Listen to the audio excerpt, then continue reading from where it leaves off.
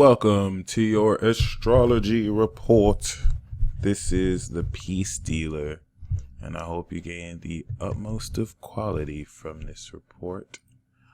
In this report, of course, we will examine your natal chart energies, and I do see you have an Aquarius sun, a Leo rising, and a Scorpio moon, which is an important distinction that I always make sure to notify or keep in mind. And that's more in the sense where you are a representative of true royalty. You carry the vibration of pure knowledge, and that makes you a pure king of knowledge. What draws this conclusion for me is seeing that your sun, moon, and rising are in fixed signs, and that denotes a quality of energy and distinction that literally separates you from the rest. I mean, when I say separates, I just mean more so when you take action, when you do intent, when you make intent or express intent, it's going to be stronger than others who don't have fixed sign energy. So this is what I will see that lets me know, okay, this person is like a real king or queen. Add that with the fact that you have your sun on Saturn and your moon on Pluto. You came into this life with some serious strength, unbreakable strength at that. And it's cool knowing that we're at the end of Capricorn season and going into Aquarius season. So happy birthday in advance. I'm going to start with your Aquarius energy because you are an authority of knowledge. You represent knowledge as an ascended master, and having Saturn on your sun gives you amazing strength. Mia Khalifa has this. Tinashe, a very successful recording artist, has this. So and other Aquarians too. Those are just the first two I thought of that I had in mind. But Saturn hooks it up. It gives challenges, but it's great in Aquarius because it kind of blesses you with a controlled sense of mind, so that thoughts aren't really, you're not overthinking. I mean, you're overthinking, but you're not overthinking incessantly. And it literally organizes the way you think so that you're filtering out the fluff, and it literally makes you a judge of the mind. So you could really ascertain the character of someone based on what they know or don't, especially what they don't. But this is still very important because in the sixth house going into the seventh, you apply this knowledge and authority of sociological knowledge towards people's behaviors and directly towards other people. Even though it's in the sixth, it's still a seventh house energy in the sixth house. And you hold space for people in this way that can make you come off as intimidating, but is really just strong. And I know Lilith is in the beginning of Aquarius, so her energy also rubs off on you in a mildly erotic way to make you look at sex in a special slant. Not even just sex, but your relationship with women will be very interesting. Interesting in the sense where Saturn is going to have to make you call out any deviancy in sexuality and people's behaviors, because it doesn't play that crap. And Chiron opposite this noun denotes what you're healing in this lifetime, where you were born super psychic, but this might have been deeply suppressed because no one could really understand the source perspective. You would really perceive certain experiences at this very courageous and authentic level. Saturn, especially opposite Chiron, can denote one being super hard on themselves, and you want to be very careful about placing too much an emphasis on logic and not listening to your heart, especially every time you might have followed your heart and took action in a creative way. You might have been met with like disrespect, being made fun of, just not being understood at all. And this is what you help other people heal, the ability to just kind of come from the heart, even if it doesn't make sense, while still, of course, balancing this with the necessary amount of logic, but not being too focused on logic, especially seeing your Jupiter in Virgo. This allows you to not only come with a higher level of knowledge, but to quantify these higher vibrations with facts, with receipts. Oh, you got the receipts. You produce them. I see you're in the Jupiter in the second house club too. Welcome to the club. We get money. We don't run out of money. I mean, we can spend money as much as we get it, but you'll always, always, always be rich. And this is because of your ability to produce value in Virgo very tangibly like that. And it's even better that it trines all your Capricorn energy. You're destined for greatness in this lifetime to really help normalize and organize people's lifestyles and behaviors while also creating independence for yourself to basically have fun in this life and to allow your creativity to help you make a living. This is important because you have Mars and Venus conjunct together, which is a distinction and mark of creativity. We want to see energies like this work in harmony because it speaks of your ability to derive pleasure and also act off on those desires in a unified way, thus merging, in your case, male and female sexuality, which is your destiny to really explore when it comes to really utilizing your creative talents in any such type of experience or in any such type of, context. Furthermore, this is just really important because Saturn is on your Mars right now, which is incredibly stressful, while Pluto has cleared your Neptune and Uranus and will eventually massacre your Mercury. Massacre, I mean by just completely transforming and clearing through intense pressure and stress that can make you more melancholic than you'll ever want to be. Just making it so much more difficult to be an Aquarius because y'all are having to deal with hidden pockets of experience that other people would literally call you crazy for even believing. And people will literally say you need to be on meds. And people will literally say that you're just making stuff up when it's not just a theory for you. Like someone can talk about paranormal experiences, but you actually really experience this because you, as an Aquarius, your frequency is the highest in the zodiac. So you're going to know more than the rest of the zodiac, period. Other than Pisces, which is like literally in another dimension, which is why they're escape artists. Now, what you want to keep in mind is the core of this, you have your moon in Scorpio. So this is what at the core gives your soul such psychological depth. With the moon here, you can assist the dying in crossing over. You can communicate vibrationally with dead spirits. And you could really just know what someone is feeling at the deep core of their being in ways that they may not even be receptive to. So keep that in mind because everything in the fourth is a private understanding and you have a private understanding of life and most people you'll be around that could be super cringy and uncomfortable because now you may not really even want to hide what you know on your face. Saturn on your sun, by the way, gives you the power to manifest anything in 3D form in your heart. But in Aquarius, we're taking abstract to specific specialized knowledge that you're able to utilize and, of course, organize effectively. As remember, by the time you come into your Saturn return by 2021, you'll be effectively preparing the next 30 years of your life to become an authority of knowledge in this behavioral aspect.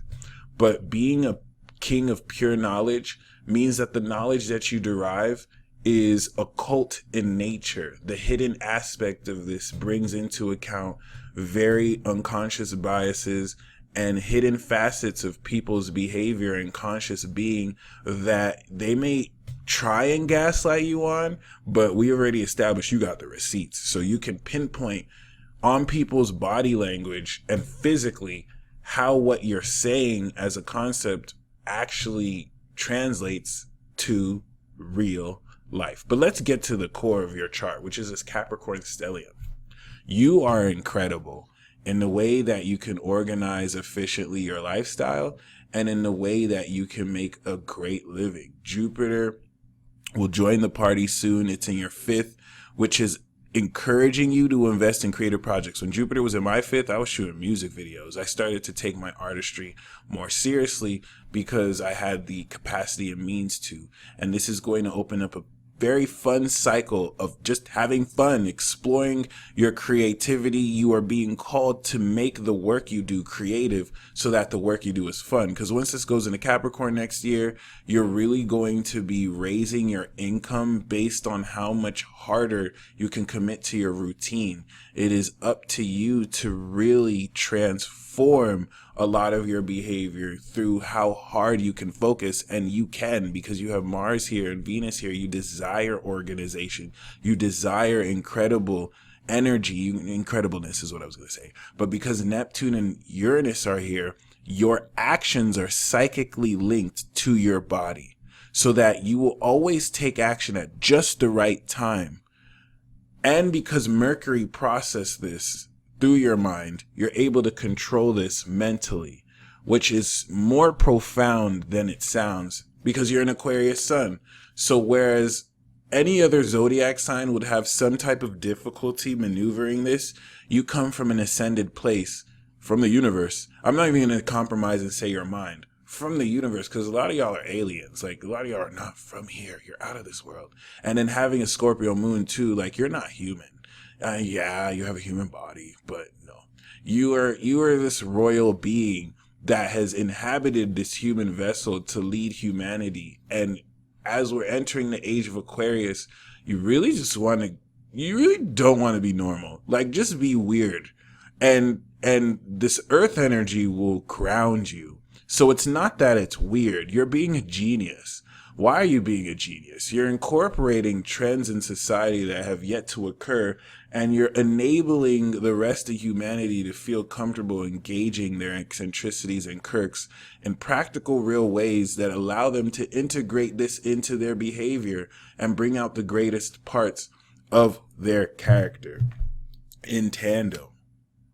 Because the South Node is currently on your Mercury, transiting Capricorn 2, you're going through a very important chapter in your life that is allowing you to establish more sincerity in your spiritual path and how you connect with other people in your community.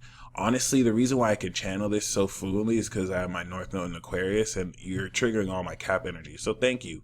We definitely have a cool connection. It's also important because I just keep getting drawn back to this Scorpio moon. Your Jupiter sextiles this, and it's in between your Virgo and Cap. Virgo, Cap, and Scorpio, that connection is so clutch. Because if you just had the Earth, you would have organizational efficiency that's aided by Jupiter and Virgo's ability to sort through all the details. So you have the how. And you can do it. But Scorpio adds depth to this precision to where you're taking this power into the most intense way. You cut deep. And Pluto here in the 4th, well, it literally makes you super psychic, but it makes private issues with you sometimes unbearable, just like your Saturn return will be. Because you're going to have to deal with eccentricities of other people that at a core level you will cut them for. Your Scorpio moon doesn't play. And that's why it's so hard to have this energy. Because there's one part of you that's detached and wants to genuinely network with other people. And then there's another part of you that wants nothing to do with other people. Because most other people have disgusting, dirty vibrations and they're not pure. Okay, I hate that I sounded a bit elitist saying that, but I'm channeling your Scorpio moon. Like it's like that's a very deep place of purity. So just know it's not to do with the other people. It's just the energy they carry. Like an exorcist, you'll be able to feel into expertly what they're carrying with them. And this is what can allow you to be like a psychic surgeon of sorts. It's just Saturn could be an asshole or a dick and just not really care how insensitive it comes across, because it's going to see beneath the facade that most human beings have, even if they're unaware of it, and just go straight to the core of what needs to be said and known, which won't come off as nurturing, but will come off as need to know and do something about it.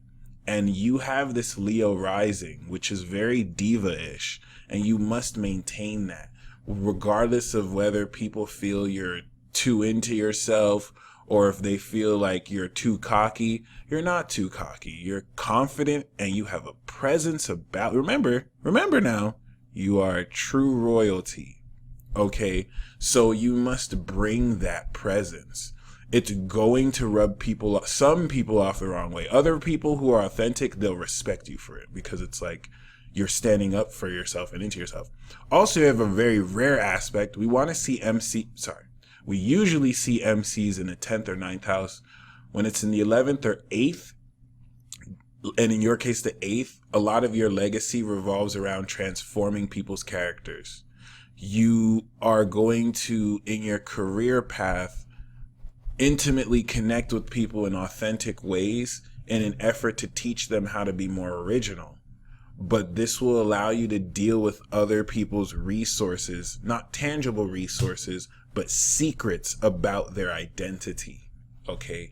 And this can apply in a myriad of ways, whether you are a gym teacher or whether you are a bank teller.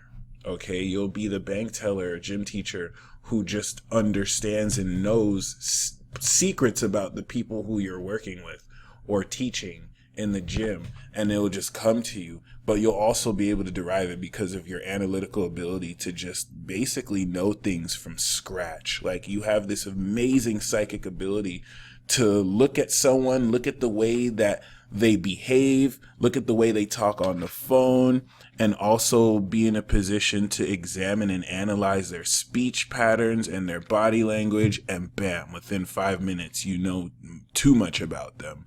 And then this is confirmed in actual conversation with them. This is where I'm saying you don't want to give logic too much credit, because it's easier for you to be like, oh, this is a logical process. I just looked at when most of it is psychic. Most of it is just your Scorpio moon literally gathering from the ethers of their own subconscious energy, if you can even call it that, information that's private and no one should know. So the fact that you know is less logical and more supernatural.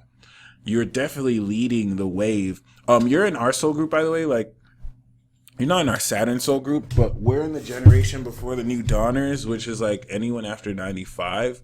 But you're still leading the way when it comes to this authority of knowledge and how to practically apply this in everyday conversation, and also kind of destroy false rhetoric around like social justice and just social themes that probably have your Scorpio moon very pissed off.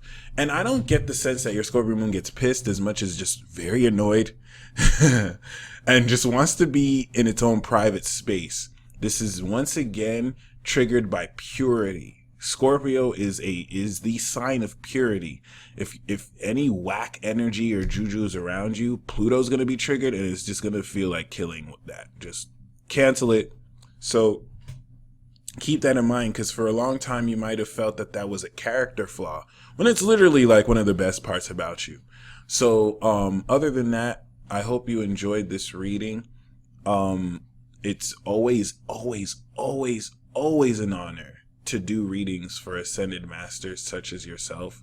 My destiny is an Aquarius, so I definitely want to do what I can to honor and exalt y'all. And just keep in mind, as you enter your Saturn return, you are going to harness universal strength. You have galactic real estate. and you will finally claim this galactic real estate in terms of the higher mental places or just higher pockets of space that you own and you can command and you can learn how to utilize, wield, and all that other amazing stuff and abilities. You stay blessed. Peace.